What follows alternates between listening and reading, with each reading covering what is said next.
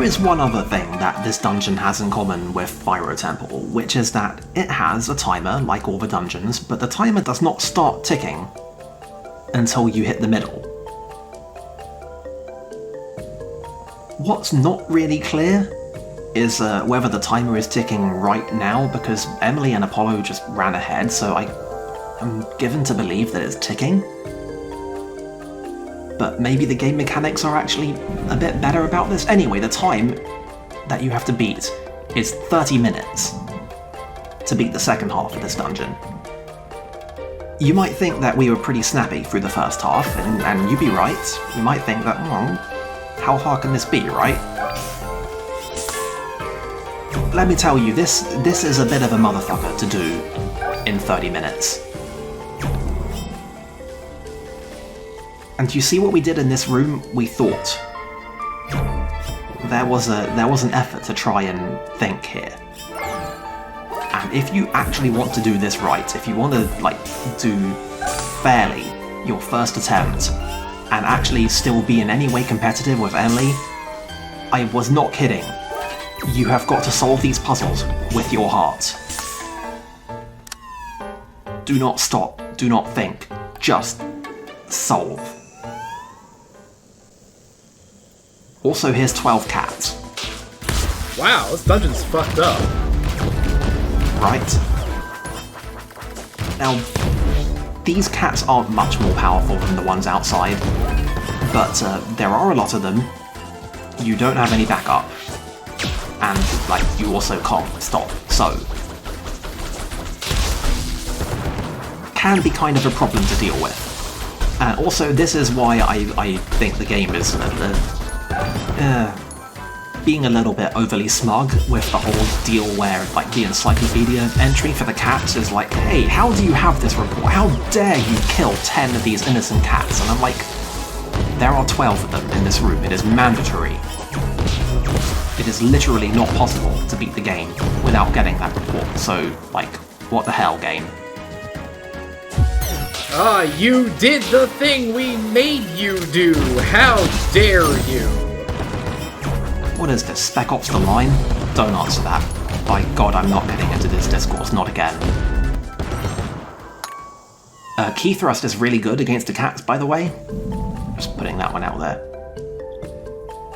There's a good couple chests here. The chests in this dungeon are actually all really easy to get, except that some of them it's not really very obvious that they're there, and if you go and look for them, it will eat up a bunch of time, and that's not really very game design of them.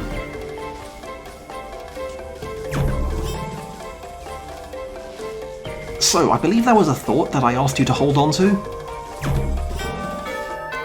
This is what happens if you try and teleport a block with a shock thing orbiting it. The shock ball does not teleport. I'm trying to decide if that's disappointing or a relief. It is consistent. It is basically the exact same as when it was orbiting the water shape and we evaporated it. The block just disappears out from under it. It's consistent. The principles are upheld. This is still game design.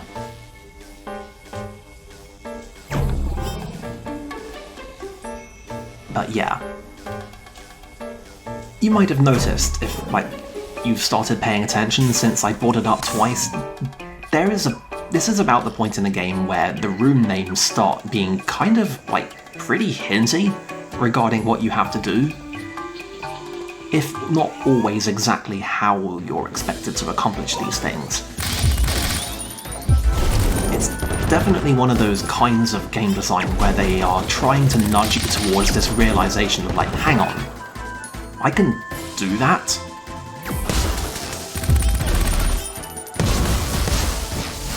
It's definitely some kind of game design.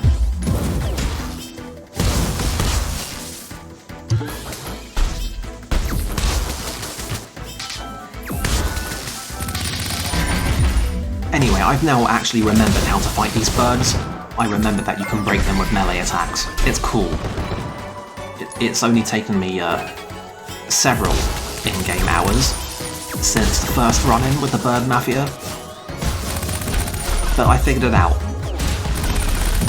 It's all good now. You can stop being secondhand embarrassed for me.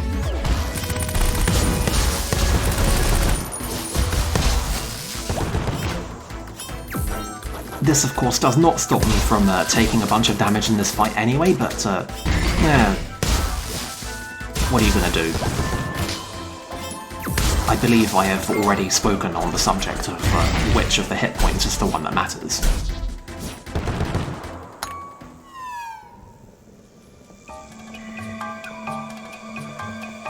There is a chest on the screen that's like a freebie, but I didn't know that, so I'm not getting it.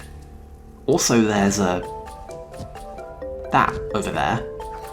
Kinda conspicuous. Were we not on a very tight race, I might think a bit about it, but my hands are tied.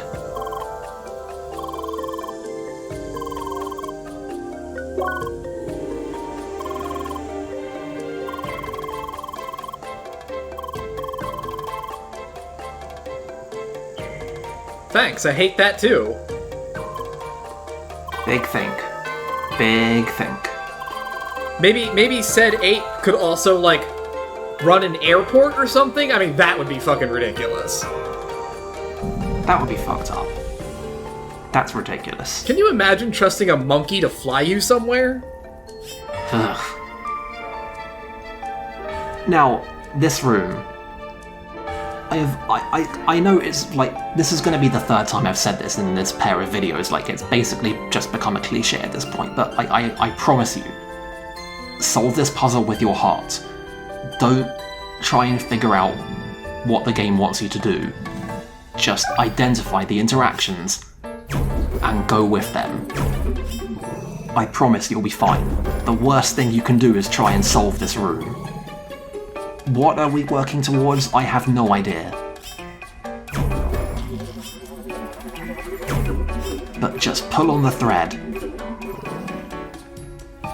and watch it go.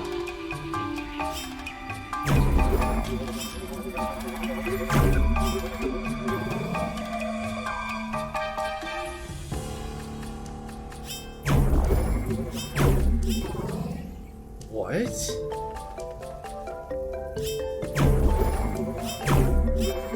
With your heart. Don't think, just solve. Just take the shot. I mean, the problem is I don't even see like what the shot is even supposed to be in this room.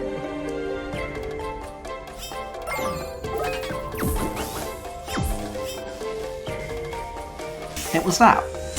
That was the shot. There was a hole in that little alcove behind where we stacked up the blocks. Okay, sure, yeah. I keep telling you, solve it with your heart. Do not think, I'm not going to stop saying this. This is the gloves fully off.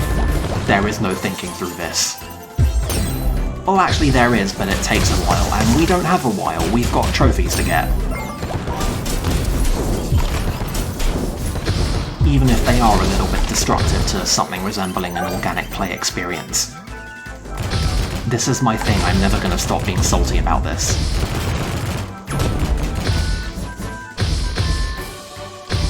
But seriously though, you actually can go and examine that room and you can like try and land the lightning ball shot and you can see it going into the hole.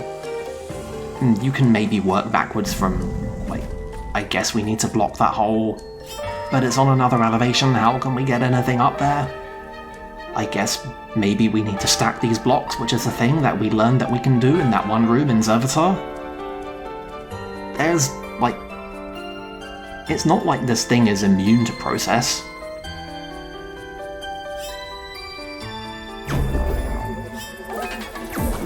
And then again, there are rooms like this, where...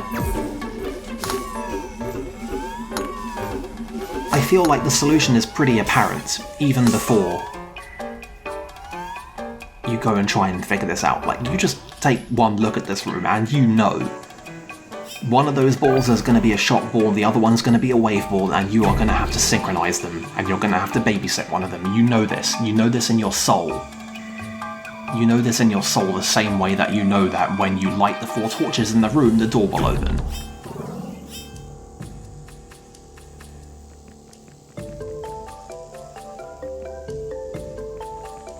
This is also a fun room because it's one of the only rooms that overtly makes use of the whole deal with these triangular blocks, and it uses them both as like ordinary triangular blocks that you can bounce shots off of, while also remembering that we're here to do wave things. I believe this is the first time that we have to bounce shots specifically off of these blocks. As for whether or not we're ever going to have to use compressed wave balls and bouncy shots, well, that would be telling now, wouldn't it?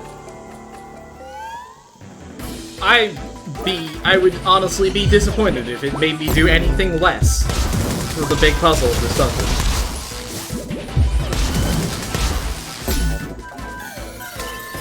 Anyway, here's a bunch of slimes. We haven't had a fight a whole bunch of slimes room in a while.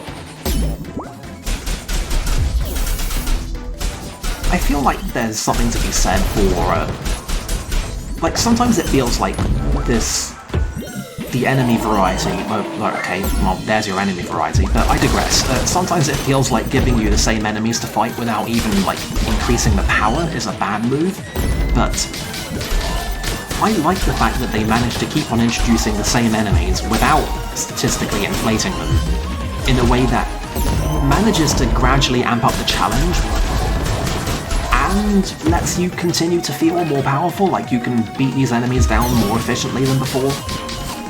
It's real neat, actually. It's very game design, and I'm here for it. I did have to check exactly what these guys were weak to, but also I don't think it matters very much.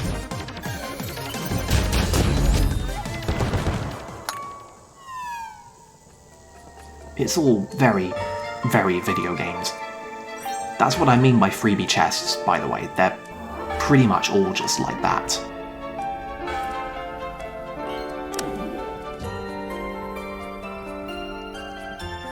So anyway, yeah, big shock. The deal with the second half of this dungeon is exactly the same as the deal with the first half, in which you do the 2 things on the left and the right, and they unlock the big thing in the middle. Oh, baby. Time for one of these now. Here we go. Oh yeah. Fucking hook it into my veins. It's time for a big bouncy babysit puzzle.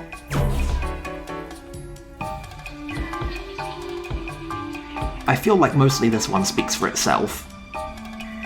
They didn't need to mark out the path that the ball was going to take on the floor, but they did it anyway.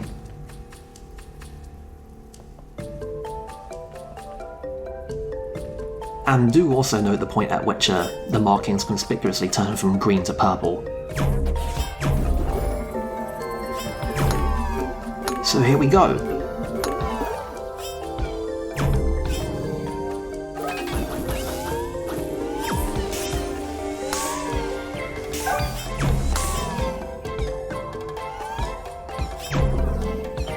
Whoops. Missed the very last one. This is one of those times where you look at it, and it's like, well, the conceit is pretty straightforward. We can see what we've got to do. And most of this puzzle actually snaps into place pretty well the first couple times you do it. It's like, it's really got that, it nails that feeling of feeling possible the first time you do it. Really, that last hole to plug is the only thing that's really in any way not totally intuitive. But this whole thing comes together, like it's a gigantic motherfucker of a puzzle, and yet you can just do it. It comes together. I don't know how they do this. It's like there's some kind of game design at work.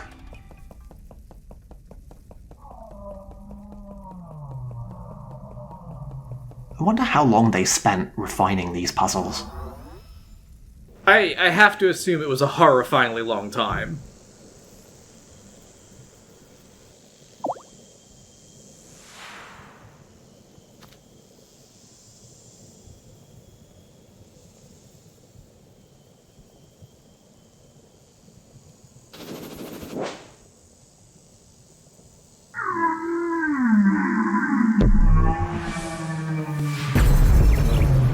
Okay, so... Ape on a whale. Any questions? I mean, it has been a while since I've familiarized myself with Journey to the West, but I don't remember the whale part. Yeah, this must be an interpretation of some kind. So yeah. The whale is pretty definitively a wave proposition. He's just all green all the time. Always with the shock waves, always with the weird mine bubbles in the ground deal. Only takes damage from shock. It's a wave. This mostly leaves your ape as being the thunder guy, even though we all know that the ape is capable of both of them. Anyway, this does a pretty acceptable job of being slightly a puzzle boss, which I can dig. There's a whole mechanic to fighting both of these guys that's, like, actually, dare I say, kind of unique and good and fun, and that I enjoy. I'll say the bit there reminds me a lot of Thunderblight Ganon, but with having to get him to shock the have him basically shock his own little things. Like I feel like Breath of the Wild's boss fights were weirdly forgettable. Like, they were sometimes good, like they weren't bad fights, it's just that they are cursed in being pretty definitely associated with the part of the game that nobody will remember. Which is a shame, because sometimes there was pretty decent stuff in there. But yes, there's a whole, there are systems at work in this fight, some of which I'll actually get around to explaining, but for the most part, it's really just about alternating between which one of these you're fighting, even though you're always kind of fighting both of them. Needless to say, this is we've basically just done a tutorial phase, and now the bullshit's gonna start. To begin with, all of Whale's attacks just get longer and more complicated and harder to dodge, and they throw more shit at you. Also, the actual resistance to braking goes through the roof, so you've got to shoot this guy a lot in order to end this phase. Perhaps somewhat foolishly you might have seen I switched the wave guard art to be Poltergust rather than the one that absorbs a bunch of attacks. Because let me tell you, absorbing attacks is pretty goddamn helpful in this fight. But no, I chose the one that puts the wind bubble around you and that pushes people away. It can deflect some projectiles, but not these ones. The good news is when you identify an opening to get in a concentrated assault, you can do some pretty decent damage if you know what you're doing and you're, not on the verge of overload.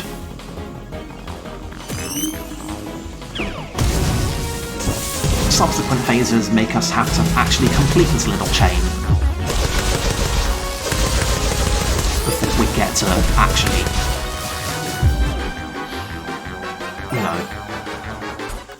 Now, do you finish this fight by killing the ape, or do you have to kill both of them? You have to kill both of them. But once again, I'm gonna need you to hold that thought for about 9 minutes. Maybe 5. I'm not really sure. I forget what the deal is with the recording here, but either way, I'm gonna need you to sit on that one. The tragedy is that for, like, as immediately interesting as this fight is, I think it kind of runs out of inventive stuff in the middle. I think this fight kind of outstays its welcome a little bit. I mean, just eyeballing how, despite this being now the 3rd time that you have shocked this whale, you are still going to have to do it at least once, maybe twice more? Yeah. Yeah, I can absolutely see how this fight has overstayed its welcome. Like, they give you a 30-minute timer, and I would be willing to bet you spend a solid half of it in this fight alone. I'm not sure what the final tally time-wise was, but yeah, like, it definitely makes you conscious of how long it goes on for, and I definitely think that they could have stood to have been a little bit less stingy with the actual damage opportunities that you get. Which is not to say that you can't, like, tech the hell out of this fight, if you know how, but, like, I think they ask a little much at times. There's a difference between managing the skill floor and managing the skill ceiling.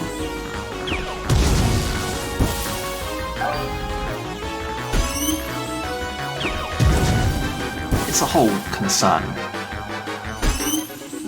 And I guess I should say is, this doesn't really get boring to play.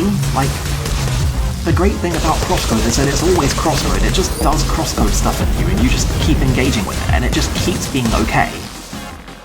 It's just that, some of us are trying to make video presentations out of this. I feel like it might be a little bit into cart before the horse territory to say that games should, like, be more considerate to Let's Players. That seems like an unreasonable thing to ask, but all the same, I mean, I feel like I deserve a little sympathy. I mean, I'm not gonna make that argument per se, but I feel like it's not necessarily an argument of, oh, they should be, be more considerate to someone who might want to present this, but more, if it takes forever, and it does all these, and it does all these things, then fundamentally, you are going to run into the same problem with someone who is playing it casually. Yeah, there's something to that. Like, I reiterate that this is not, I cannot stress enough, this is not boring to actually play. It remains good. I'm just saying it kind of felt a little bit at times. Like, I got very conscious of how long it was taking when doing this, and that is a concern that, like, absolutely would never have occurred to me if I wasn't recording this for the purpose of posting on the internet. Like, you get the weirdness of this, right? It's like, it's a very, very specific concern. I mean, I would argue that regardless of the general quality of your game design, that if you ever make the player, like, unless you are deliberately doing it, which is its own can of worms, but, whatever, we'll cross that bridge at some point. Like, if you ever, in the process, like, make the player think, God, this is fucking taking forever, and I'm doing it right, yeah, even if it is fun, I would argue that you have failed somehow. Little bit. But, like, I cannot stress enough, I only thought that at all because of the recording. This fight is still fun as shit to actually do, even when it's going on. It's a weird, ephemeral criticism to grasp at. I think the point is made.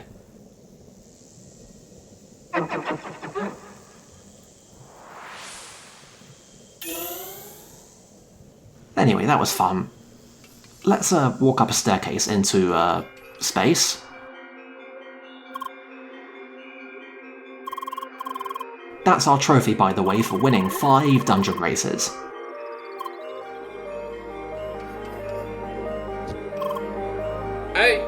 Credit where it's due, Apollo actually beat us? He did.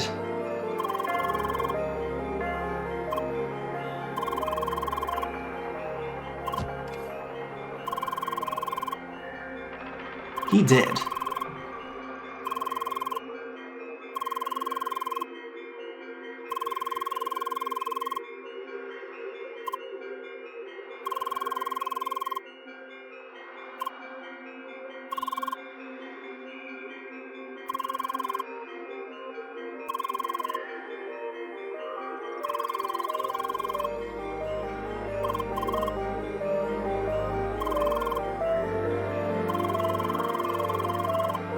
Thank you, Apollo.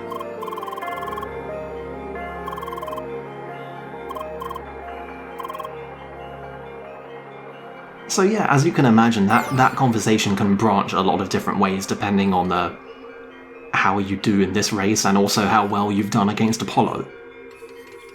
It's a whole thing. Speaking of things that can branch...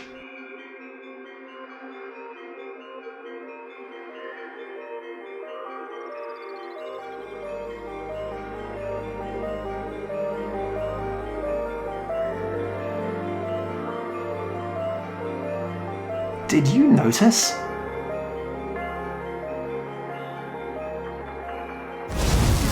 Let's go back and take another look at this. While we are very busy going ape on the whale, it's doing this. It makes these little platforms. We can climb up there and instead we can whale on the ape. Whale just disappears. Ape jumps down, then we continue fighting the ape. It's the whole thing. Now that said, doing this doesn't really change how the rest of this fight actually works. It just has a couple of effects on the order in which you actually do it. But still, it's cool, I guess, that this is all here and accounted for, and you can do this, and the game knows what to do with it. But like I said, it doesn't change the actual progression of things very much, so I cut out most of this replay. But yeah, this stuff's here. You can do it if you want.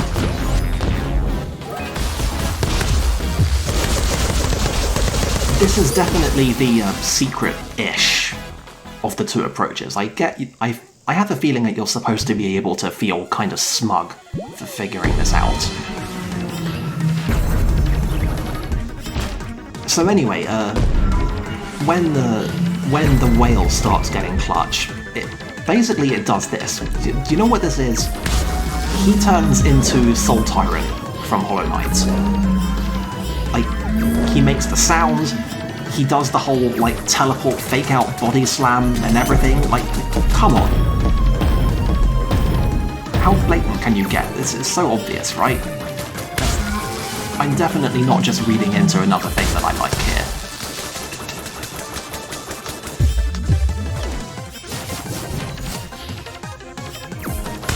But yeah, other than that, nothing really changes. It's still the same fight. There's just a hell of a lot more shit to dodge. And, you know, he does that.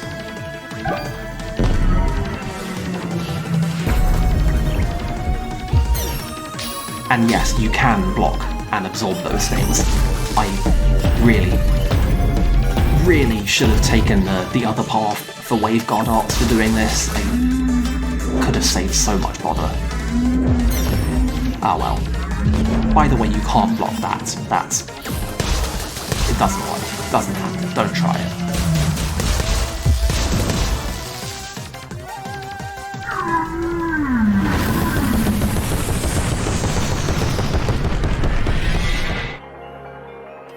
So yeah. Well, that sure is something. Video games.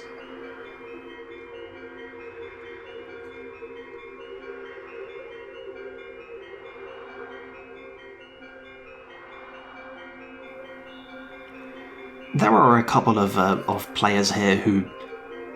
they're here to comment on the gods, but they don't say anything until the gods appear, so if you try and get their dialogue too soon, they just look like they're standing around doing nothing.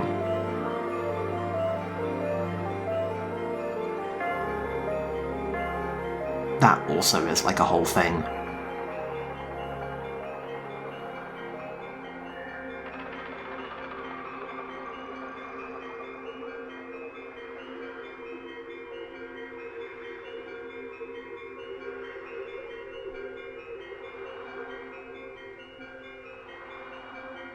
Do ho ho.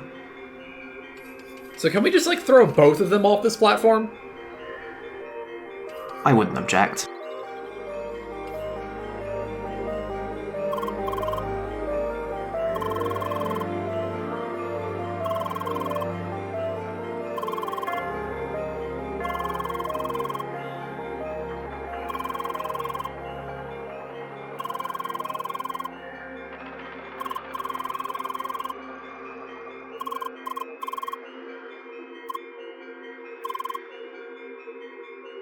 Thanks, Apollo.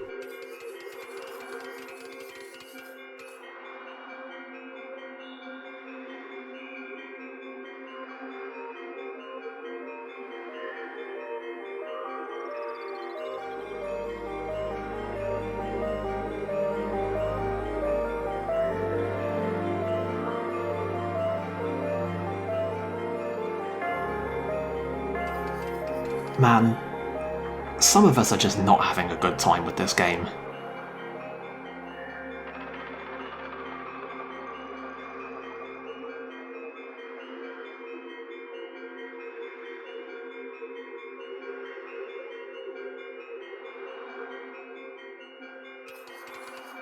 Oh, wait a minute, we forgot to talk to these guys.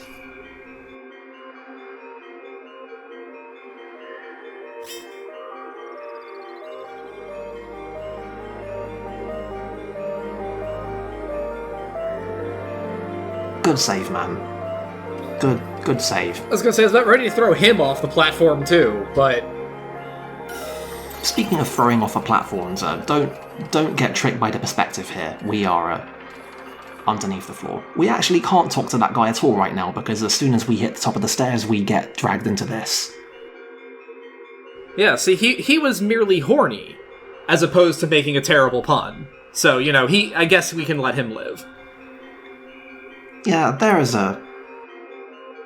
are different levels of severity.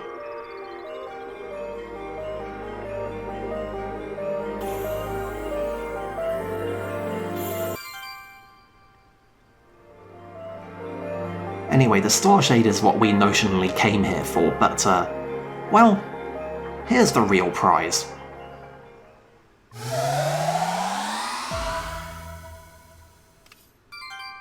Our skill point bar now begins at 3 and caps out at 12. This means that we can just open fights with a level 2 tech from a stop-start if we want. That's pretty sweet.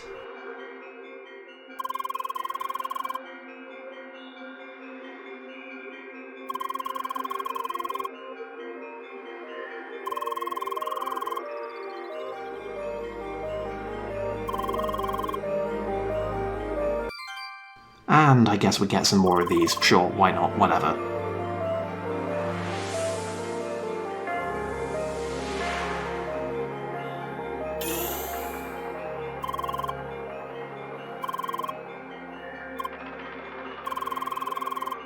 Oh, and yes. There's an entire new tier of text to deal with.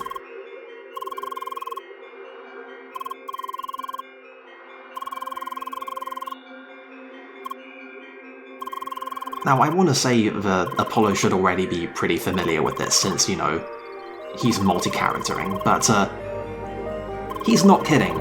The level 3 techs in this game are, they're a thing. They're a big deal. I am a huge fan of them. They are, all of them, incredible. Every single one of them is incredible. I resent the fact that we can only fit 2 of them into a single fully charged skill point bar. You know, unless you cheat, but, whatever. We are gonna have a time with those.